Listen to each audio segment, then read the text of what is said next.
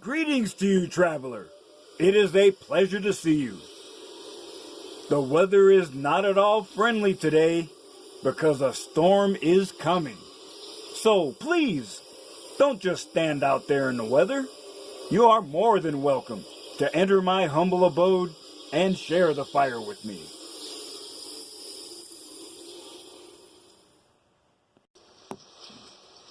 I imagine that right now you're feeling a bit like Alice, tumbling down the rabbit hole. You have to see it for yourself.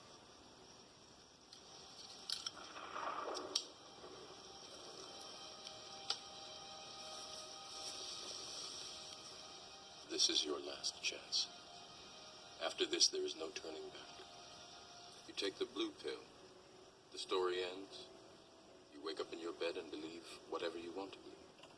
You take the red pill. You stay in Wonderland. And I show you how deep the rabbit hole goes.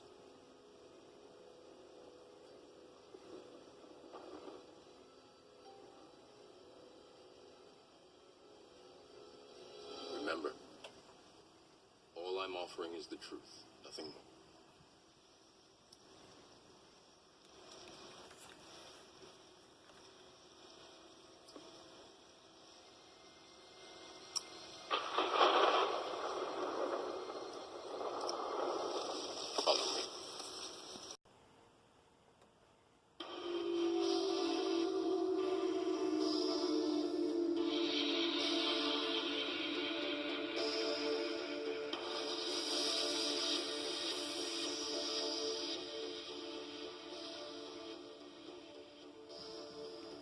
Well, traveler, as the Irish fellow sits here writing this script, it has been a year since I took that first red pill. Before I go any further, I must give a shout out to my friend and red pill brother, Mr. Elite.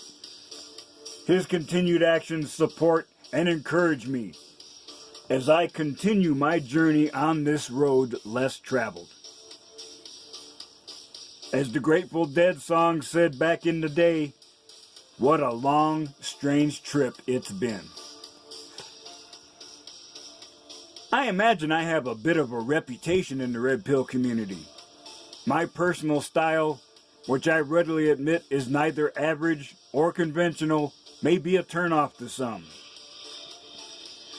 Regardless, in the past few weeks, I have seen a rise in views and subscribers. At the current time, my count is 356.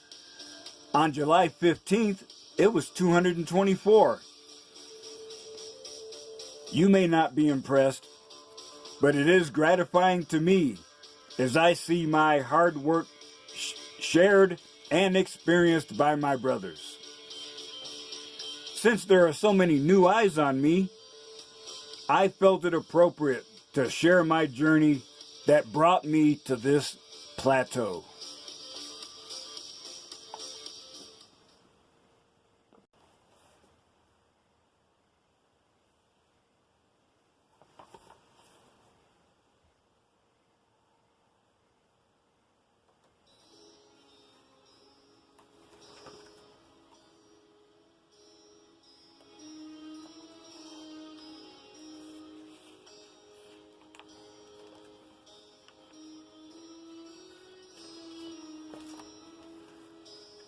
I am a person of color who was raised in Southern Tradcon culture.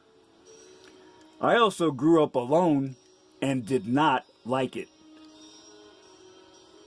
This almost pathological condition led me to seek validation from anyone, whether that act was ultimately self-destructive or not. One of the most self-destructive acts I did was to get married to a woman I hardly knew, only weeks after meeting her. It was a recipe for disaster. I was married for 32 years.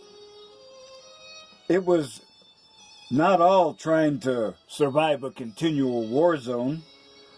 There were times of happiness, indeed a few of extreme joy. They are there, but overwhelmed by the vast amount of negatives I experienced. I was heavily blue-pilled. I wanted to believe in those TradCon activities I grew up around. I saw relatives get so mad at their spouses, if you had handed them a pistol, someone would have been double-tapped right then. Yet they stayed together and tried to make it work. I tried for years. I have to admit that I was too passive and in denial to realize that for a long time, I was the only one trying to make the marriage work. I have to admit that my pimp hand was weak, pitiful, and most times non-existent. I think about it and I wonder, when did things start to go wrong? Red Pill Wisdom lets me recount the following incidents without excess pain. Indeed, except for analysis, I do not really look into the past anymore. A list follows.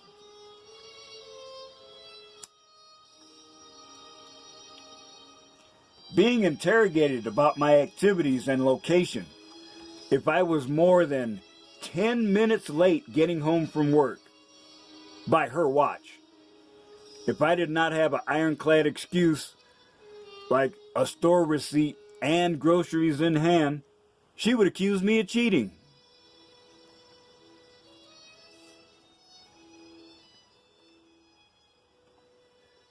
Being given chores and having questions thrown at me the moment I walked in the door.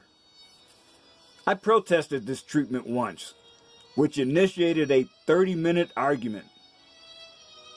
Actually, not so much that as a list of failures I was responsible for, delivered at 150 decibels. I was told I was unfeeling, cruel, and selfish for not cheerfully making the sacrifice of my time. I negotiated, eventually, a 15-minute break before starting chores. She almost never honored that agreement. Working out of town, most times I was living on rice, beer, and hot dogs.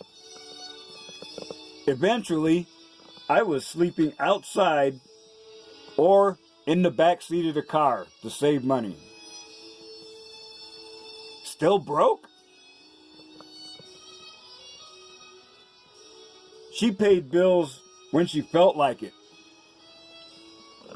and ignored bills that needed to be paid in order to spend money on whatever. I couldn't get money from her for union dues or extra gas. One day I ran out of gas. And I remember this in particular because it was on a Sunday and I was doing church activities. I had to walk several miles to get help. Her response when I told her what happened was, "You need to learn how to read a gas gauge."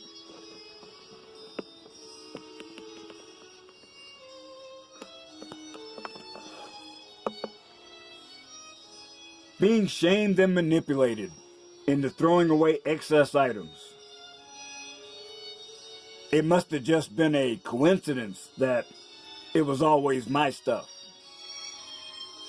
It did not matter that I was saving items for home repairs and side jobs. To her, it was mine and therefore had no value. So gradually, she eliminated anything that would interfere with her control over my life. I remember that after one of these purges, I had practically nothing. no books. I can't be sitting around writing, and I better not touch that TV remote. So I sat near her and waited for her to start a conversation. For 2 weeks, she had exactly what she wanted, my total attention. Her response was to totally ignore me. Some weeks later, she started another fight, saying that I was cruel and heartless because I did not talk to her. Let me just say that my marriage was a continual series of shit tests, which I of course failed. How can one fill a bottomless pit?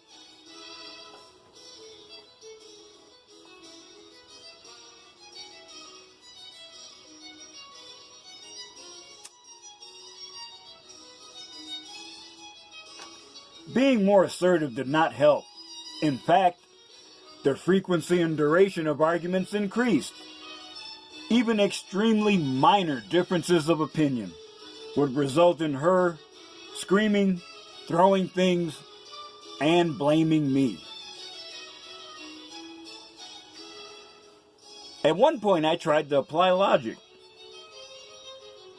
For a period of time, I carried a notebook with me and I kept track of every complaint she made, what she claimed my inadequate response was, and how I would change my behavior in the future. Now, my chance to use this notebook came after she screamed at me for having too much water in a glass I brought to her. She said, "You never do it right." Really? For 15 years you've been unhappy about the way I bring you a glass of water and now you attack me? As was her usual pattern, she started on criticism of other things. Oh, hey, here's my chance. I got my list, and the exchange went something like this. "Well, you know you're wrong." I said, "Wait now. You told me a couple of weeks ago that in this certain situation, response A was wrong and response B was right. I did B. I do not care what you wrote on that paper. You're still wrong. But I have proof of what you wanted me to do and I did it. I changed to do what you want, and the proof is in my hand." Her response, "I don't care."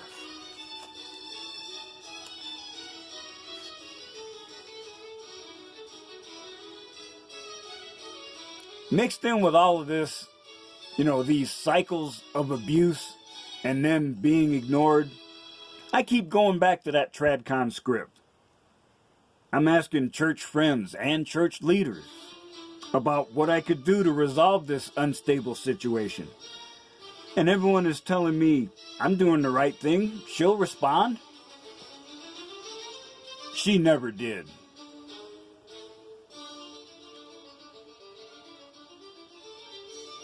I kind of snapped after one cycle.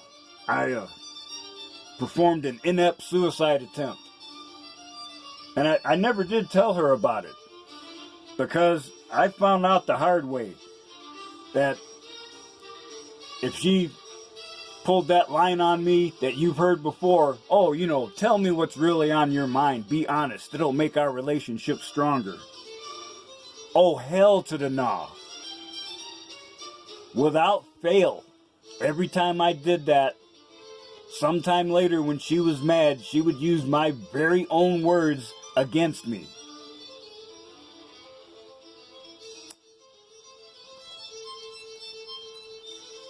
At one point, I was in severe depression. For the only time in my life, I was taking pharmaceuticals, specifically Lexapro. And I was warned it would take a while, and it was maybe 30, 40 days later when I, just out of nowhere, I was like, wow, I'm in a good mood. Now, it wasn't quite as effective once I realized it was chemically enhanced, but it didn't really help because I stopped taking those pills and visiting the doctor because I was subjected to another screaming fit. At 110 decibels, she told me that I was wasting too much money and time going to the doctor when I wasn't sick and all I needed to do was buck up and be a man.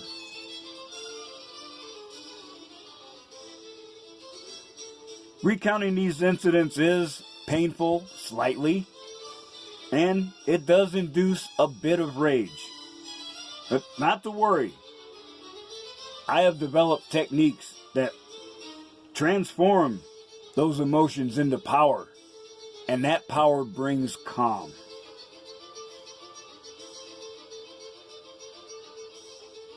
So, let us step into the wormhole and leave the past. There is nothing else there worth looking at.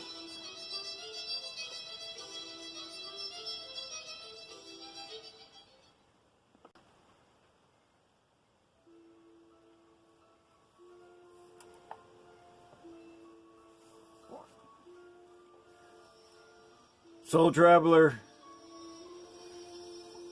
after my divorce, I was left with nothing. No house. No car.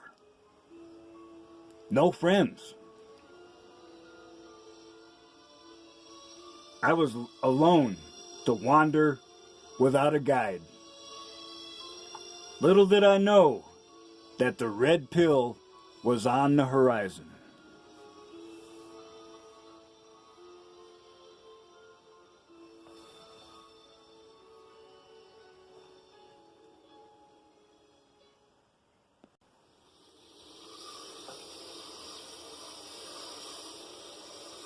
Soul Traveler, I hope you will survive waiting for the next episode of my red pill journey, because this is in effect a cliffhanger. So as you continue your journey, I hope you will think about what you've heard here today, and remember, I still say, some of the best days of your life haven't happened yet.